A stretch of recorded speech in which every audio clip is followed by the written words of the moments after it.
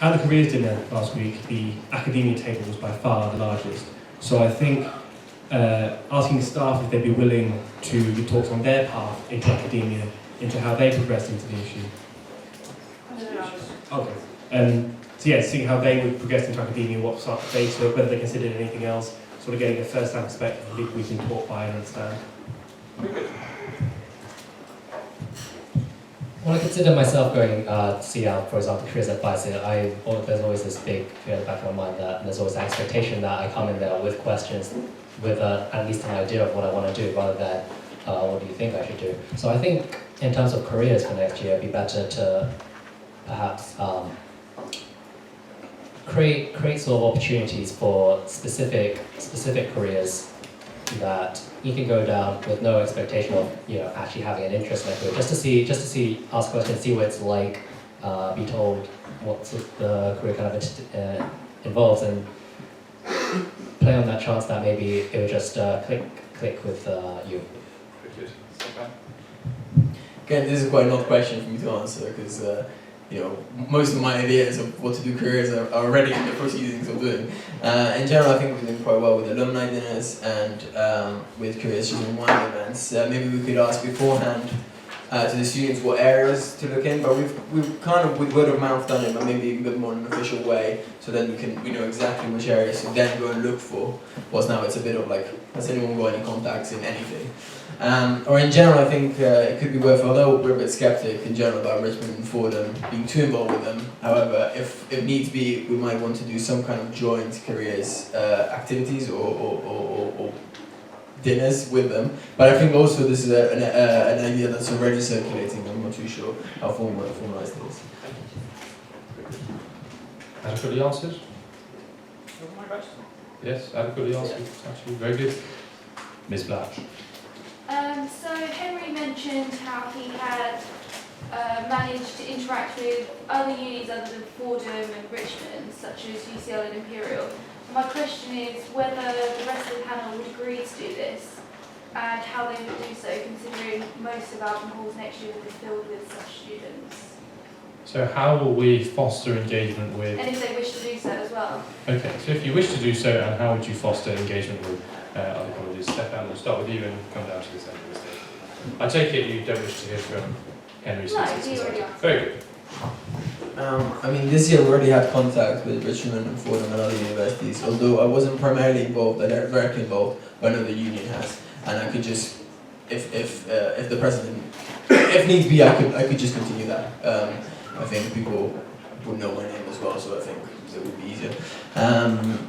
What else? Can you repeat the question? Sorry, because I just... So how do you wish to engage with students other than Richmond and Fordham? So the ones in... Well, not just Alton halls, but I mean, Henry's managed to connect with Imperial and UCL outside of the students who are just in Alton halls. Right, so how do you wish to do? Yeah, as well as, not just the two that are closest to us, but I mean, obviously they've got a massive network of students that we can get involved with. Yeah, so Richmond and Forward and Imperial we've kind of already dealing with. I'm quite happy to put myself forward as need be and just contact directly, like emailing and phoning or whatever about the universities and see what their activities and events are and if there's any potential mutual agreement that could be helpful for both. Thank you. Mr. Tobin. Topsy recently allocated funding, I believe it was somewhere in the region of £300, for students to go to Imperial, other universities, including Student Central, to take part in societies there. So while it is important that we preserve the societies we do have, if a student wishes to take part in fencing or sailing or something that we feasibly can't do, then it's reasonable to look elsewhere. So following those channels, it will be easy to form relationships that way and give people the student experience that go. Oh yeah, 30 seconds. Whilst we provide students from UCL and Imperial a very valuable service and that we let them live in Auburn halls, the real difficulty is you have to ask the question, what is it that someone from UCL or Imperial who doesn't live at Heythrop will see in attending a Heythrop event? That is a real difficulty, but I see no reason why we can't get students from why we can't allow students from Heythrop to go to UCL or Imperial, for example, events. Very good, thank you. Henry, do you wish to... Oh, sorry, it's just slight point on the Topsy point, just because you said it very factually. It's the final budget for the 16-17 academic year will be finalised in May, so it's not 100% just. Also, that £300 will be about 5 student society memberships. So that's not many people. Point taken. Very good. Could all change that. Right. It's more money got asked for than that. It was £2,400, Ooh. Alex. but it's not finalised. Very good. Right, would anyone else like to ask a question, because there is a queue and I am conscious of time. What about you're on the list, Nadeem, you're on the list, Magda. Yeah. Edric's got follow-up questions down. Oh, okay. Can we allow Henry to have his 30-second comment and then? When it comes to working with other universities, I think a lot of them are, I feel like, going to be unwilling to actually come all the way to the Heythrop Conference. So I feel a lot of the collaborative efforts with the more further away universities, such as UCL, such as even SOAS, for example, if they're not currently intercollegiate, it's going to be on nights out or through, if we're lucky, through word of mouth from the intercollegiate students in the universities. Very good. Edric? Yeah. Oh, it's okay. Very good. Fergus, you're next on the list. Right, I'd just like to say before I ask my question that this is a representative democracy, that you will face situations and decisions you have to make in board meetings where you will not be allowed to share the information you have with the rest of the student body. And that you therefore do need to state actual opinions that for this to work. Right, so my question is, can each of you give me 3 solid commitments over which, if you fail to meet, you will either resign over or you can be no-conned on? Fergus, what a question. I hope the Lioness report is going to report on this. Okay, so candidates, can you make 3 commitments now which, if you fail to meet, this is also time for you to think, so please be thinking. 3 commitments that if you fail you will resign or you will be openly no-conned. Or resign! Project. You could just resign, very good. Volume issue. Oh, is there a volume issue so you get to keep thinking? Is it just the way I'm talking? I'm terribly sorry. No, you're fine. It's Thank the you. ones. Okay, darlings, if I could make a suggestion, I'll just keep talking. If you put the microphone on your chin like this, it actually works quite well. Is this okay for all of you? Very good, you see? Very good. Right. I hope you've all had a chance to think of 3 things which you would resign over. Yeah, black and white things. No wiggle room.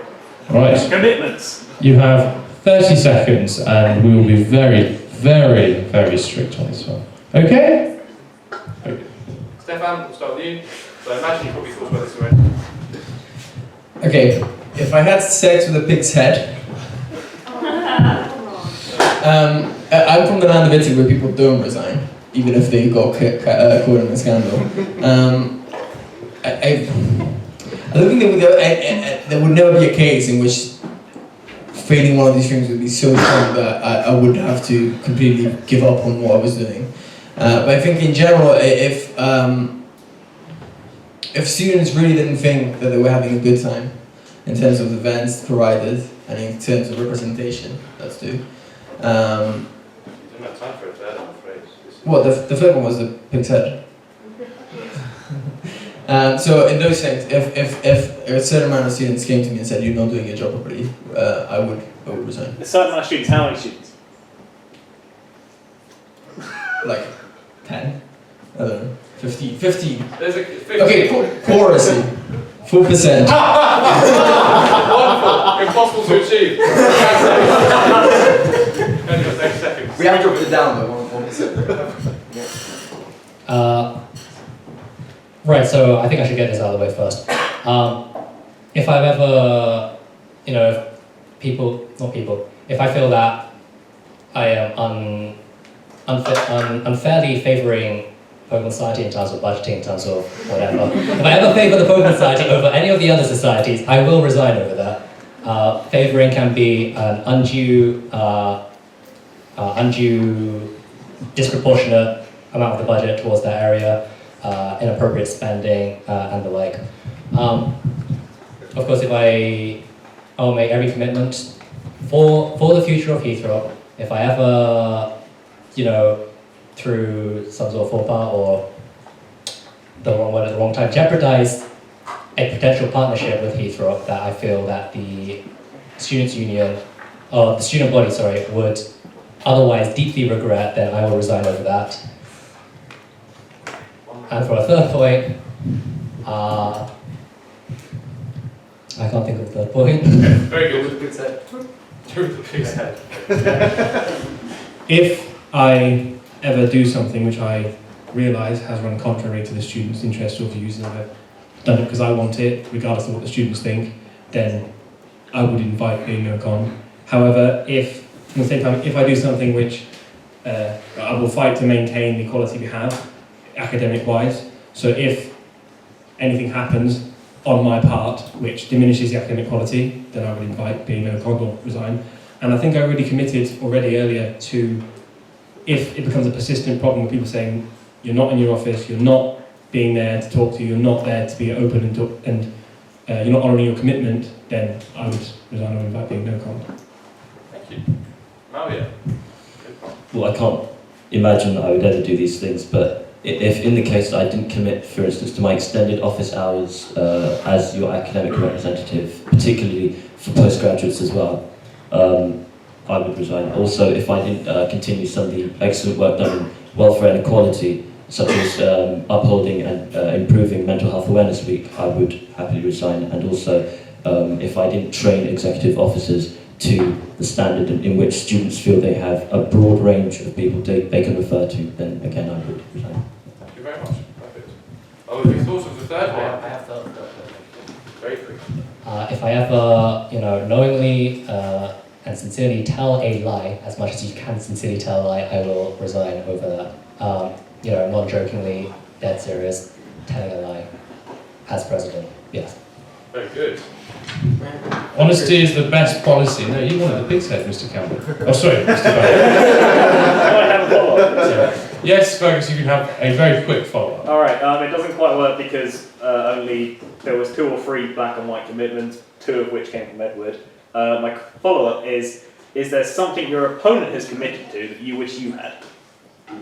Oh, no, this is a new question. We'll come back to this if we have time. Oliver.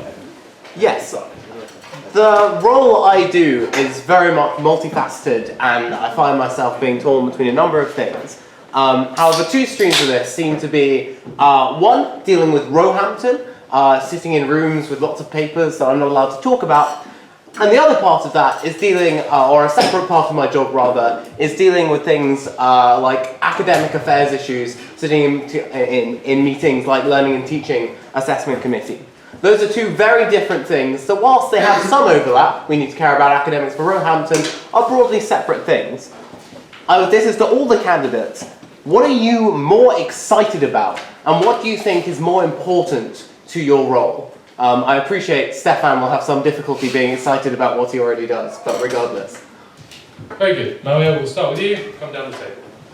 30 seconds. So between the academic side and the... So between dealing with Roehampton, finding a future, and dealing with students' academic issues? It's a difficult decision, but in my role as a VPA, I probably would prioritise dealing with academic issues. We're here, most of us in this room will only be here for 1 more year. We will remember how we were represented on an academic basis for a lot longer than we will on how well our VPA dealt with talks with Roehampton.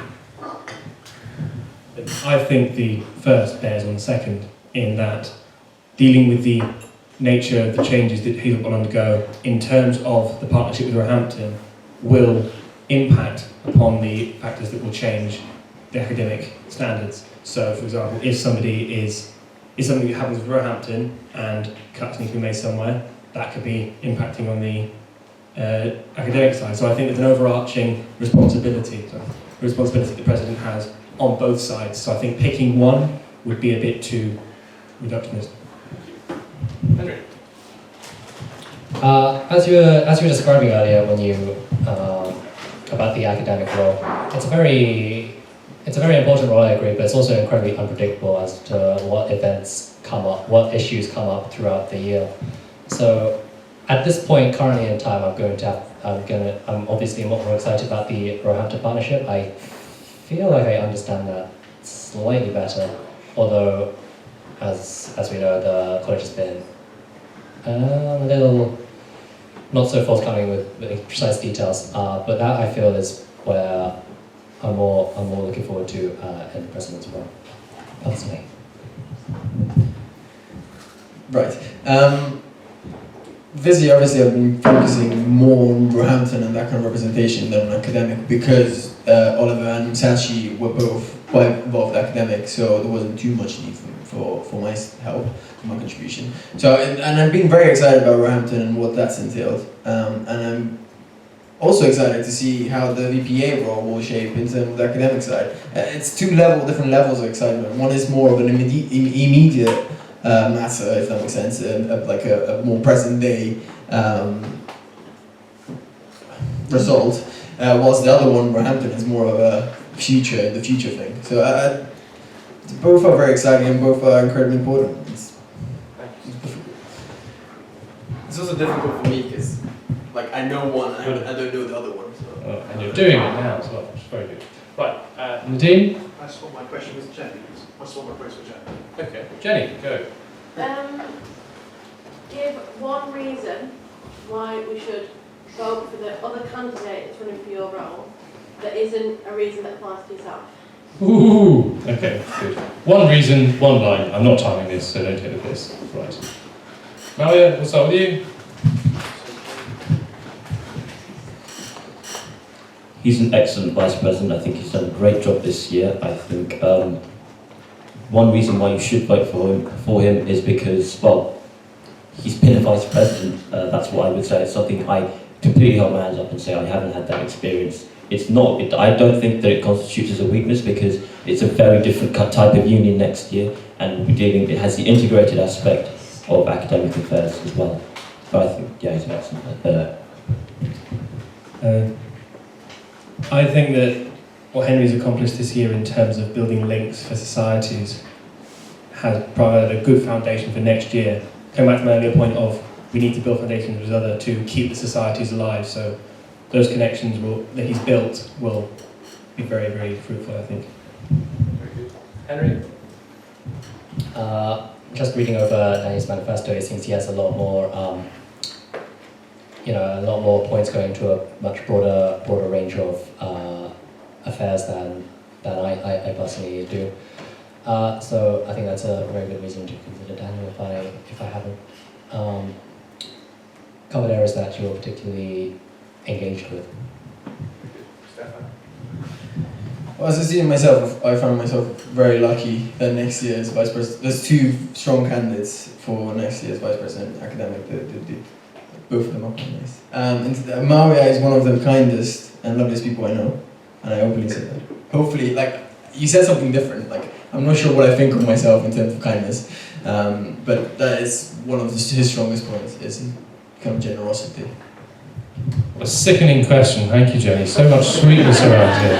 Now, we do have just over 5 minutes left, so I'm going to scrap away the list, apart from Nadine's question, and whoever raises their hand most quickly will go. Oh, Megan, 1, 2, 3! Fabulous. So those will be the last 4 questions of the evening, and then you'll have a very short burst from me, and then we'll go to the pub. Nadine. So Michael Holman, for some inexplicable reason, has said to you the EU has to choose. Next year, it's either got to focus on welfare and academic side, or it's got to focus on the events and society side. Which one are you choosing? So, welfare and academics versus governance and... Versus the sort of society, social side, okay. Welfare academic. I'll let you have the governance for free as an extra thing you have to do. Right. So, out of those 2 sides. Okay, candidates, I don't know how I'd answer that, having done the job, so good luck to you. You have 30 seconds. That was a strange question. Society side or the academic, welfare side? I feel that at a human level, I think the welfare side's got to be more important. It might not say be as flashy or get as much use, but I think that the way the welfare does affect people is significant. It's potentially life-saving. I think it's significantly more important on that basis than societies and events, as much as it pains me to say it.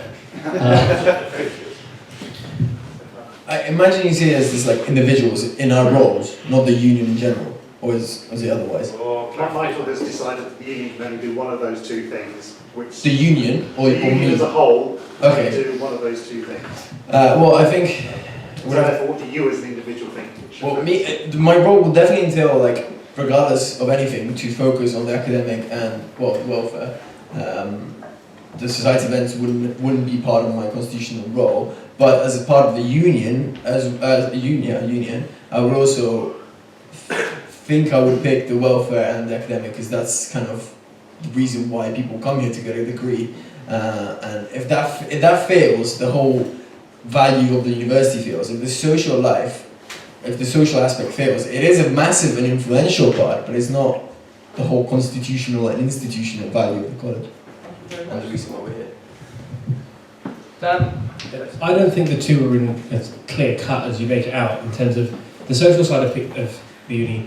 It's a self-esteem boost for a lot of people. They come to events, they have a great time, they fraternise with their friends, takes their minds off their coursework, which for a lot of us is very useful. But the welfare and academic side also impacts on the social side as well. I mean, if we aren't communicating effectively what events you want to see, which is an academic and welfare issue, then there'll be no events. So they crisscross all over the place. So if Michael Holman said that, then I think he'd be very confused.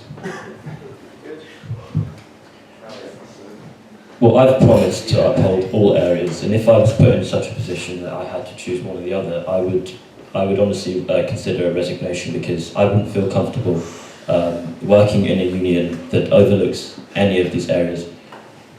They're all as important as each other, honestly. Fergus, did you get one of your commitments there? Yeah. Yes, that's also killed the follow-up question. Wonderful. So we had 3 people put their hands up. Fergus, you were the first one. I think it's me. No, it's her. Oh, The other one. I just wanted to say that just because I said Michael might decide this is not because I have any inside information. Just give an example, just in case. Clarification for the video for those watching at home. Just for the video. For those watching at home, the team is not inciting anything or implying any ulterior motive by the principal. Last governing body people said. Megan. My question is for Dan. So in your open letter to the HSU, you criticise the union for not listening to student views, yet in your 300 words that you recently sent the Lion, you state that the best attribute that the president has had this year is that they represent the student voice. So which one is it? 30 seconds. Sorry. Oliver has done a good job of representing student views. However, I think that next year, particularly, that issue will become more pressing than it has been this year, as the decisions get made, as the structure, what he thought will be looking forward, becomes more important, and as we see it. So, understanding what the students need and want will be most important next year. So do you stand by your second article rather than your first, that they've actually done a good job in representing student views? You can't stand by both. Sorry. Has this been printed? Yes, they have.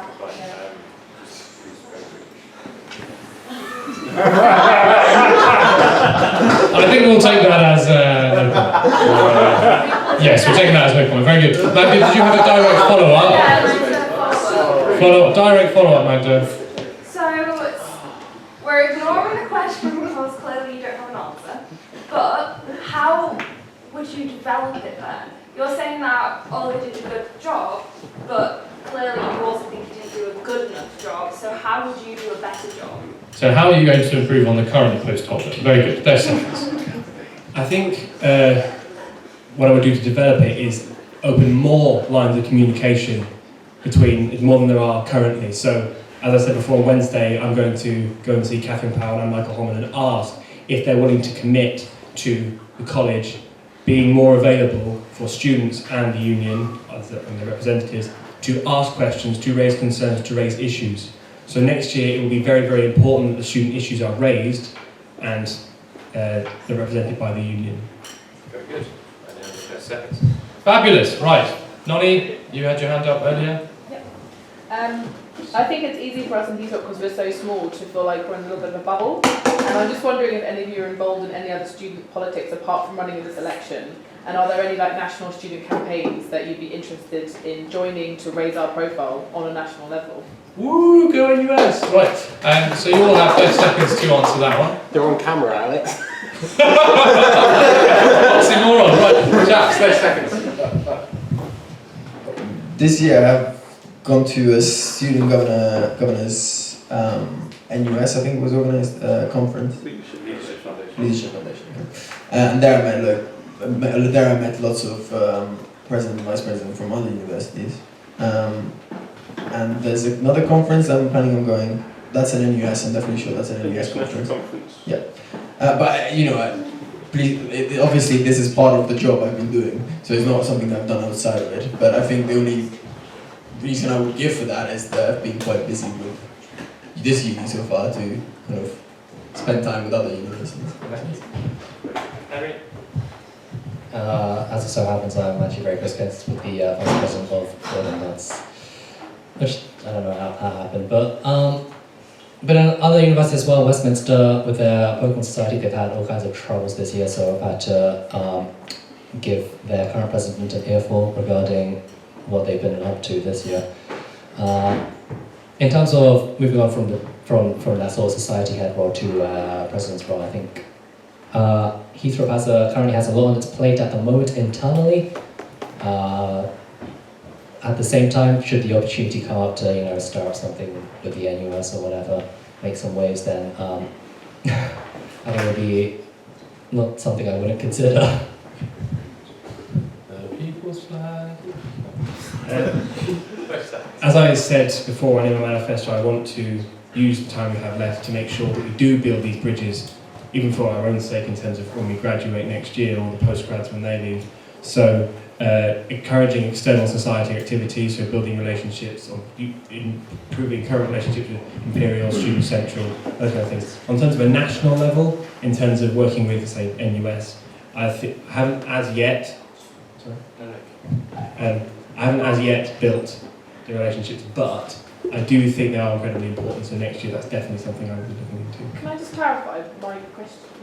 Yes. It was, are you currently involved in any student politics outside of running for this election, and are there any national movements that you're interested in Heythrop being represented on a national level? It's not about societies at other universities and how you're engaging with them. Right. So I think we're satisfied with Stefan's answer with his current involvement as the Vice President. Yeah. So Henry, would you just give us a 10-second,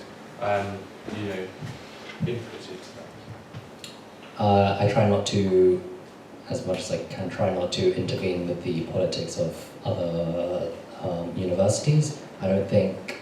It's not really what I mean. I mean, there are national campaigns on a national level that are like, right. Stop the cuts, and right, there are, like, I Heart Consent. There are campaigns that we widely ignore. Currently, well, simple answer is no. I'm not involved actively in Dan, would you like to add a 10 seconds? As I said, I'm not currently involved with any national ideas, but I'm aware that because of the nature of the college we are, philosophy and theology, and the academic disciplines we are in, there are a whole host of events and conferences and things like that next year Topsy have recently allocated funding for students to go to. So those kind of things, I think, would be best if we can use those kinds of events to talk to people and join those movements. Name some. There's the We recent... don't have time to name any. Well, next question. Next response. Well, I've attended 2 protests with on the whole junior doctors stance. I've got a best friend who's doing medicine, and I've gone along with the junior doctors protests that have been happening nationwide. Very good. Fergus, this is the last question of the evening. I know, very sad, but it's the way it goes. Oh, sorry, yes, no, my humble profuse apologies, Fergus, you'll have to do it in the pub. Actually, hold on, all of you, just as a note, the Lion are doing an interview when? Tomorrow, so if any of you have any questions that you're dying to know about... Submit them to me for tomorrow and we can ask them if you have any questions. questions that you're dying to ask. Or I'm sure they will I carefully had a select. question. It was Yeah, separate. I gave it. Oh, never mind. Never mind, we'll do it in the pub. Please. To what extent, for all of you, to what extent will you use your powers to get us a new pool table? Fantastic question to end on. That's a brilliant question to end on. Thank you very much indeed. Right.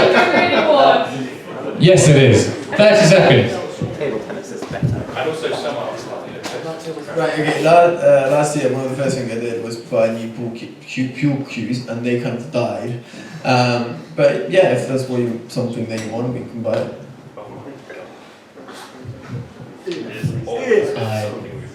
I'm honestly not certain about if there's much point in investing into a new pool table at this point. I think the way the cushions work add an extra element of randomness and chance so that less skilled pool players actually have a chance of competing against the higher skilled pool players. And it gives, the Heythrop students a home advantage in what they can expect from the cushions when playing against people who are not less used to the pool table. But I will promise to buy chalk for the pool cues. I will resign if I don't buy chalk.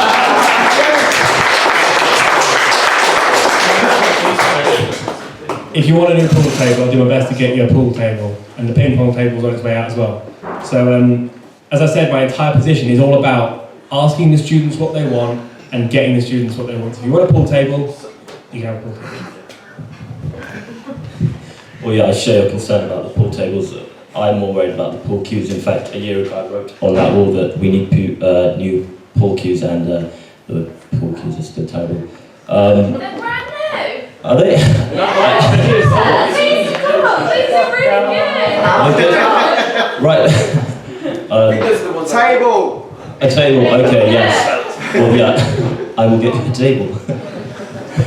Well, I'm very glad to be able to end this evening's proceedings at just 10 minutes late, which is 10 minutes late. But look, everyone, this has been a great evening. You've asked some very serious questions and some jovial ones and the classic ones too. So I hope you feel like you've had a good opportunity to find out what it is you need to know, and you can continue to do this by submitting your questions to the line to find out what it is they really haven't answered already, but also by your informal chats around the college. So make sure you vote, make sure you tell your friends to vote, please talk about this election. This is your chance to make a difference and impact upon next year.